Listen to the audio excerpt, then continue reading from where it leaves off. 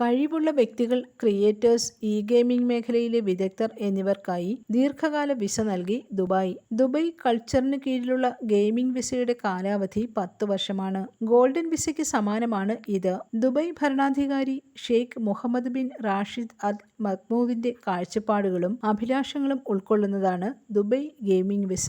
നൂതന ആശയങ്ങൾ പ്രോജക്റ്റാക്കി മാറ്റാൻ സഹായിക്കുന്ന നിരവധി നിക്ഷേപ അവസരങ്ങൾ ഇത് നൽകുന്നു. കഴിവുകൾ വികസിപ്പിക്കുന്നതിനും മെച്ചപ്പെടുത്തുന്നതിനും അവരെ പ്രോത്സാഹിപ്പിക്കുന്നതിനും ഈ സംരംഭം ലക്ഷ്യമിടുന്നു. 2026ഓടെ ആഗോള ഹബ്ബായി മാറുന്നതിന്റെ ഭാഗമായി ഉയർന്ന വൈദഗ്ധ്യമുള്ള വ്യക്തികൾ, ഡിസൈനേഴ്സ് തുടങ്ങിയവരെ ആകർഷിക്കാനുള്ള ശ്രമങ്ങൾ ദുബായ് തുടരുകയാണെന്ന് Dubai culture and arts authority director general Hala Badri പറഞ്ഞു. News desk press Malayalam. പവനേറുന്ന തങ്കമാണു നീ,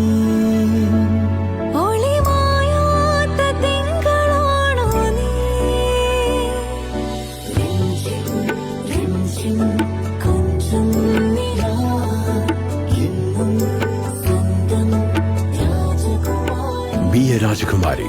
Rajakumari Gold and Diamonds. The trust of Travancore. Rajakumari.